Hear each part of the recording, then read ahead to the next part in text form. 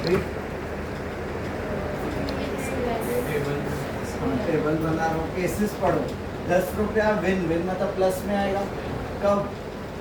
3x, इधर है 3x, एक ही एलिमेंट है। फिर क्या बोला? 5 रुपीज जीतेगा। कब? 2x, इधर है 2x, 1 2 3। फिर 1 रुपया कब जीतेगा? 1 हेड अपीयर्स, 1 2 3। 20 रुपए का लॉस, -20। कब? 3 टेल्स एक ही है। समझा रहा सबको? फिर क्या पूछा है? एक्सपेक्टेड। तो कंसेप्ट 12th वाले लग रहे हैं, बट क्वेश्चन अलग तरीके से पूछ रहे हैं पूरा आपसे। क्लियर है सबको? नेक्स्ट देखो, टेबुलर फॉर्म दिया है, उसके ऊपर 3 क्वेश्चन है। आप ही करोगे, खाली ओरली बताओ मेरे को। सबका सम इक्वल टू 1। देखो 12th जैसा है, बट कैलकुलेशन थोड़ी देखो, पर्पस दी वैल्यूज मैंने ऐसे दी हैं कि आपको मेहनत थोड़ी ज़्यादा करनी पड़ेगी। 7/16 ऐसा सब। तो सबका सम इक्वल टू, वहाँ से क्वाड्रेटिक मिलेगा, उसको फैक्टराइज करके सॉल्व करना आपको। के की नेगेटिव वाली डिस्कार्ड करोगे, क्योंकि अगर के ही नेगेटिव हो गया तो ये दो प्रोबेबिलिटीज नेगेटिव हो जाएंगी। बाकी किसी को तकलीफ नहीं होगी, बट एक भी प्रोबेबिलिटी नेगेटिव तो फर्स्ट प्रॉपर्टी सेटिस्फाई नहीं होगी पीएमएफ की। तो के की देखना कोई एक ऐसी वैल्यू मिलेगी। फिर मीन पूछा है, हाँ, तो पहले के वापस ऊपर पुट करना पड़ेगा, फिर सब कॉलम्स इनटू करके ऐड करोगे। ठीक है, देखने में सिंपल लग रहा है, जब कैलकुलेशन करोगे पता चलेगा। x की वैल्यू ग्रेटर देन 2, प्रोबेबिलिटी कौन है ग्रेटर देन 2? 3 4 5, उनकी प्रोबेबिलिटीज को ऐड, और जो k की वैल्यू मिली रहेगी वो पुट करो। ठीक है, नेक्स्ट क्वेश्चन देखो। तो जेडबल में ऐसे क्वेश्चन आते हैं, कॉलम 1 कॉलम 2, फिर ऐसे ऑप्शंस रहेंगे, a का p q x, क्या ऐसे ऑप्शंस देंगे, माना मैच द फॉलोइंग। एक ही क्वेश्चन में मैंने 4 क्वेश्चन डाले हैं। पढ़ो क्या बोला है question. 3 bad eggs are accidentally mixed with 8 good ones। मतलब टोटल एग्स कितने हैं? 11। 3 खराब गलती से 8 अच्छों से मिल गए, वरना टोटल एग्स आपके 11 हैं। टोटल देयर आर 11 एग्स, जिसमें से 3 खराब है और 8 अच्छे। बोल रहे हैं 2x are taken out of this lot 1 by 1 and without replacement। क्या बोला है? 3 उठाने। लास्ट लेक्चर में आपको याद हो, मैंने ऐसा टाइप का सिखाया था कार्ड्स का, विथ रिप्लेस। विदाउट रिप्लेस भी मैंने आपको सर्कल पेन के ऊपर लिखा है। अभी अलग से वापस ऐसा क्वेश्चन डाला है मैंने, और आज कार्ड्स में कॉम्बिनेशन वाला किया, 3C2 वाला। सब टाइप वापस कवर हो रहे हैं, ध्यान दो। अभी 11 एक में से 3 खराब है और 3 खराब है, 8 अच्छे हैं।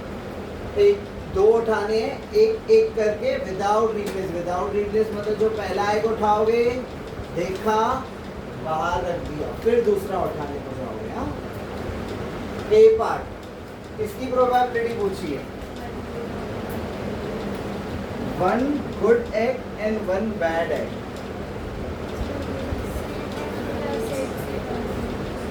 कॉम्बिनेशन लगेगा ही। विथ रिप्लेस, विदाउट रिप्लेस में वी डोंट नीड कॉम्बिनेशन का कंसेप्ट।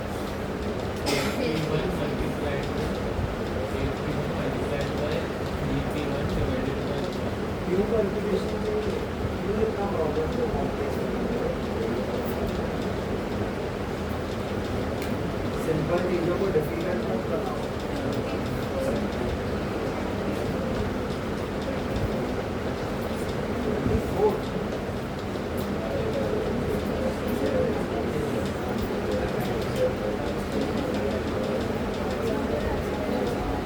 लास्ट टाइम जो नहीं आए थे, मैंने तुम लोग के लिए वीडियो रिकॉर्ड करवाया था, वो की उल्टा मैंने स्टूडेंट्स को बोला था करो, जैसे वो लेके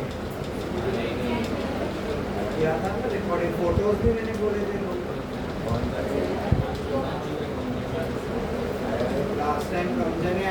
लो इनका आधा रिकॉर्ड करा है और आधा फोटोज मैंने बोला था लेके इनको फॉरवर्ड करना है, नहीं है।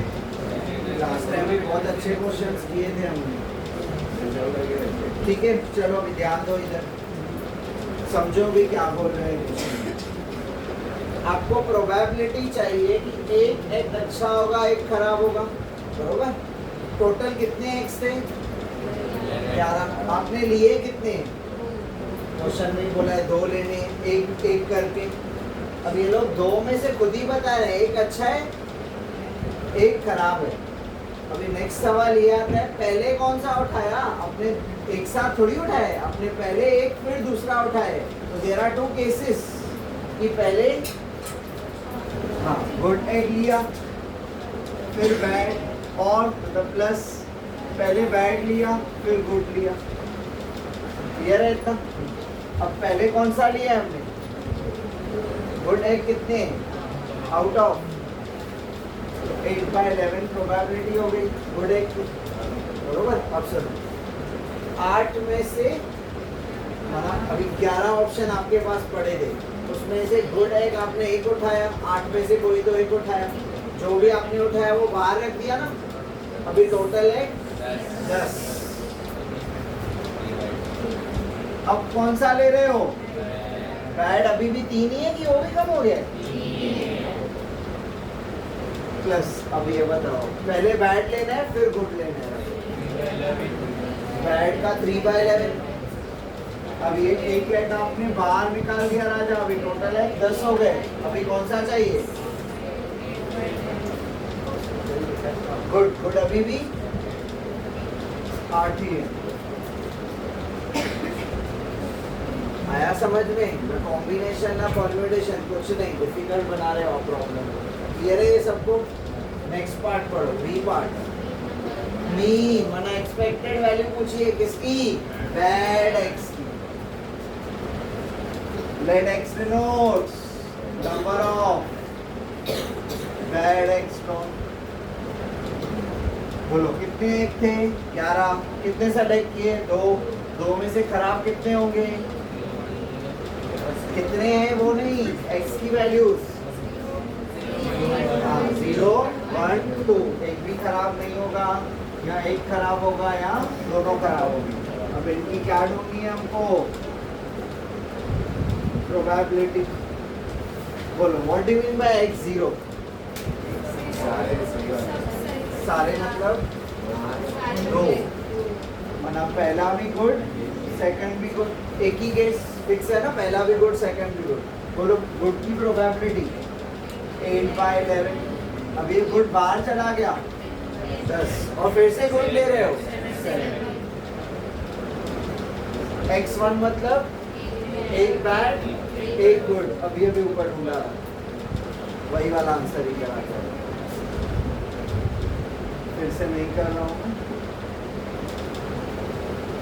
x2 दोनों बैड,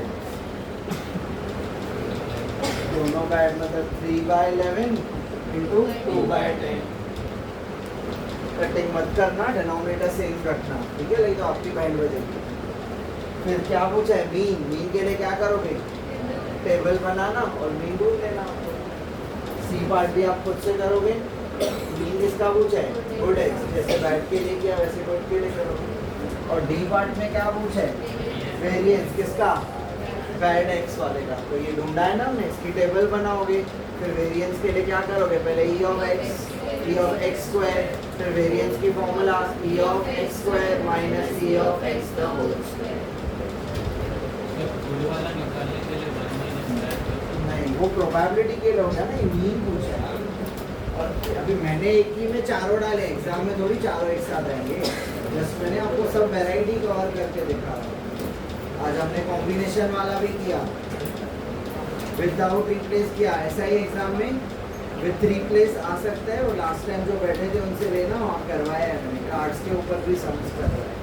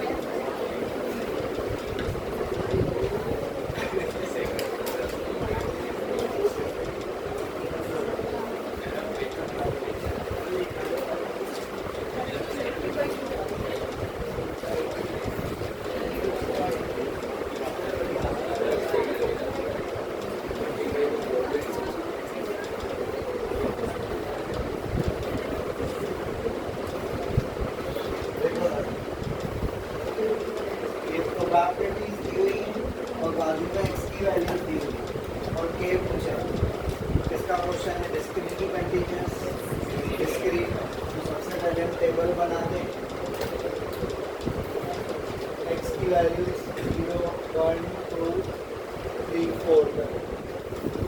चलो 0 के लिए 0.1 1 और 2 दोनों के लिए kx x कितना है डालो x1 k into 1 फिर x2 के लिए भी यही है x की जगह पे 2 डालो k into 2।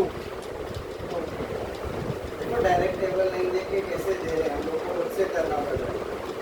अभी 3 और 4 के लिए फॉर्मूला दिए पुट करो k की जगह 3 तो x की जगह 3 5 minus 3 2 k into 2 2k 4 डालोगे तो 5 minus 4 बस अभी तो मालूम है आपको सारी प्रोबेबिलिटीज का समेशन 1 करोगे सॉल्व करोगे और आपको एक वैल्यू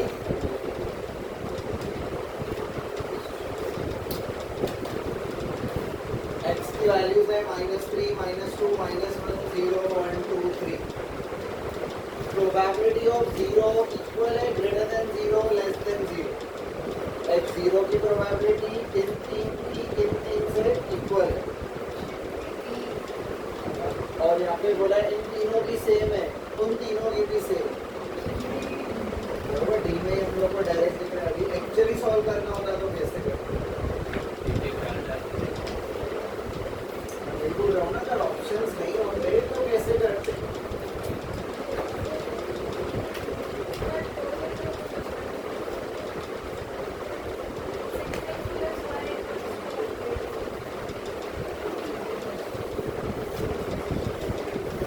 ऑप्शन डी चल मेथड आप सोच के का टास्क है।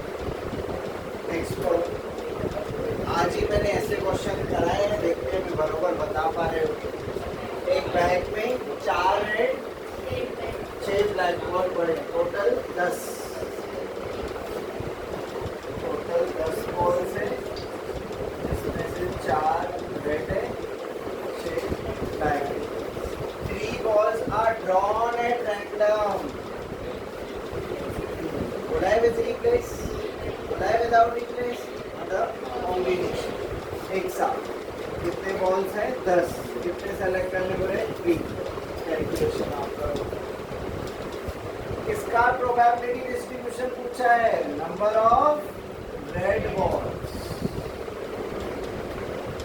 कितने बॉल थे 10 कितने हमने सेलेक्ट किए 3 और 3 में से रेड कितने होंगे एक भी नहीं 1 2 3।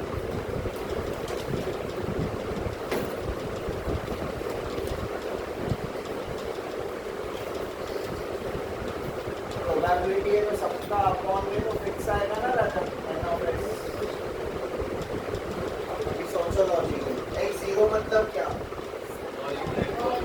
रेड है ही नहीं तीनों ब्लैक 6 x1 मतलब एक रेड है और 2 ब्लैक क्योंकि टोटल 3 चाहिए एक ये 2 ये एक रेड और 2 ब्लैक 2 रेड एंड एक ब्लैक तीनों रेड।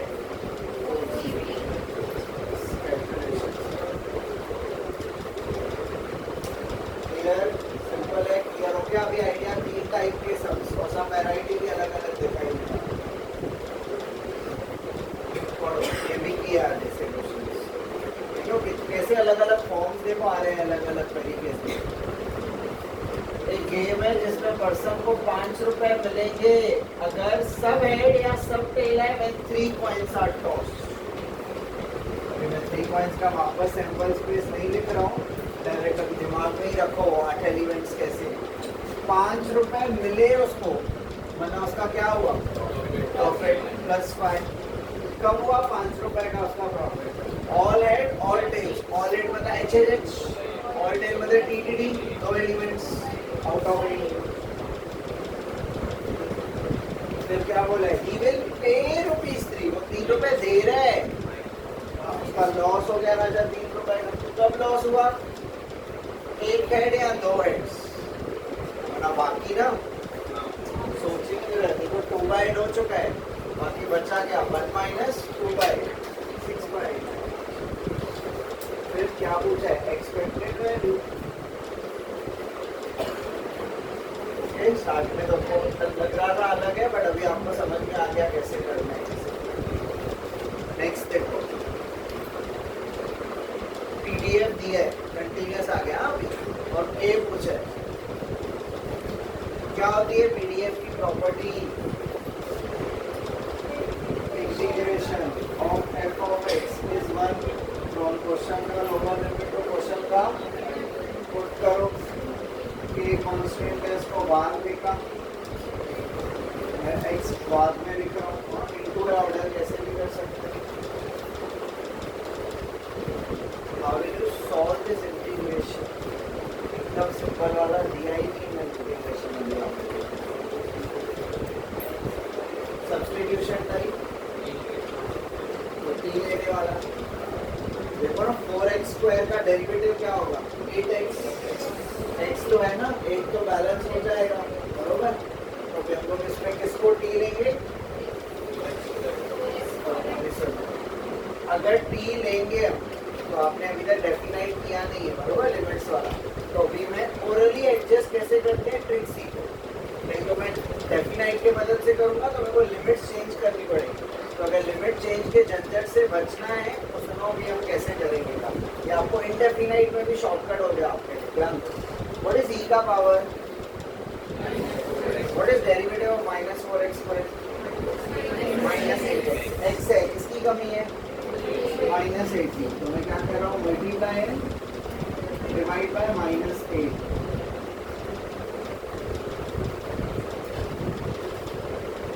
ठीक है, अभी ये सब दिमाग में करो। ये कौन है?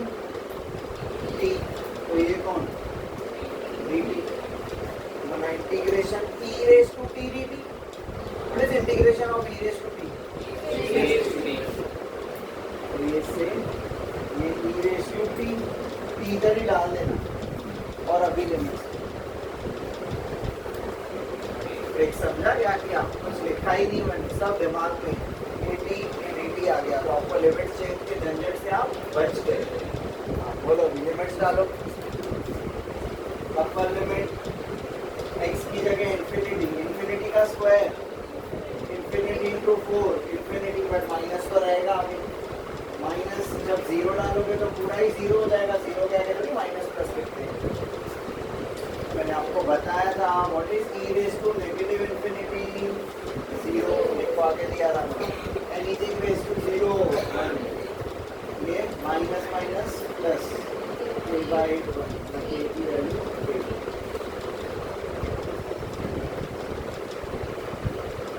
समझा रहा कैसे किया है? तो ऐसे भी आप एक्सपेक्ट करो एग्जाम में, जिनको लेवल बढ़ानी है तो नॉर्मल ऐसे इतने सिंपल इंटीग्रेशन आपको नहीं देंगे, ऐसा कुछ करते हैं।